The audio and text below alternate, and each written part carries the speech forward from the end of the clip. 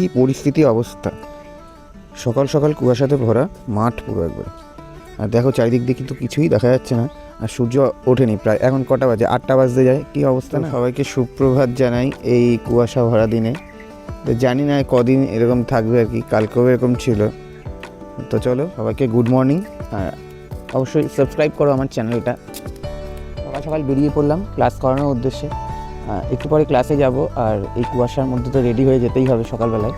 তো চলো। সকাল সকাল রূপসাদের বাড়িতে এসেছি ক্লাস করাতে, আর এত ঠান্ডা পড়েছে তার মধ্যে রূপসা কিছুই পড়েনি। কি অবস্থা! তার মধ্যে কিছু আঁকা দিয়ে দিয়েছি, সিনারি, ও এখন ড্রয়িং করছে। তার মধ্যে একটা বিড়াল এসে ওদের বিছানায় বসে পড়লো। এইটা নাকি ওদের পোষাই বিড়াল, ওর নাম হলো পুষি। তো দেখো পুষিকে আদর করে দিচ্ছে, আর কতটা কিউট লাগছে না ওকে। আজকে আঁকাতে এসেছি, আর এই যে আজকে বার্থডে গার্ল সৃজনীর আজকে বার্থডে, আর সকাল সকাল ও কেক খাওয়া শুরু হয়ে গেছে। কেমন এনজয় আজকে কেমন হবে?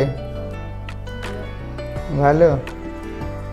মনার তো আজকে বার্থডে, তাই খালি হাতে যাইনি। সকাল সকাল গিয়ে ওর জন্য একটু সারপ্রাইজ দিলাম, একটা ব্যাগ দিয়েছি। আর ব্যাগটা কতটা সুন্দর লাগছে দেখো, তোমরা জানিও কেমন লাগছে কিনা। ওর তো অনেক পছন্দ। আর একটা সাথে ড্রয়িং খাতা, আর এই খাতাটাতে ও অনেক সুন্দর সুন্দর ড্রয়িং করবে আশা করি। ক্লাস করিয়ে তাড়াতাড়ি চলে গেলাম পার্লারে, আর পার্লারে গিয়ে আমার আজকে আইব্রু করে দিল। হ্যাঁ বন্ধুরা, আর এই আইব্রু করতে গিয়ে আমার যা ব্যথা হয়েছে কি বলবো বন্ধুরা। দাদা জোর জবরদস্তি করে আমাকে আইব্রু করে দিল, আর কেমন লাগছে অবশ্যই জানো। প্রথম তো করেছি, তো কেমন লাগছে জানি না। আর আমরা সবাই মিলে খাচ্ছি এখন বিরিয়ানি। কাস্টমারও কিন্তু বাদ যায়নি, তাকেও দেওয়া হয়েছিল। তো চলো এখন আমরা সবাই মিলে বিরিয়ানি খাই। আজ থেকে আসার পর আমাদের গঙ্গাঘাটের সামনে একটু গিয়েছিলাম, এখানে একটি সাড়ে সরস্বতী ঠাকুর আর মা কালীর মূর্তিগুলো রেখে গেছে। রাত্রে গিয়েছিলাম দিদি বাড়িতে, দিদির একটু ফেসিয়াল করার জন্য। তো চলো আজকে আমরা দুজনে মিলে ফেসিয়াল করি। দেখা হচ্ছে অন্য কোনো ব্লগে। বাই।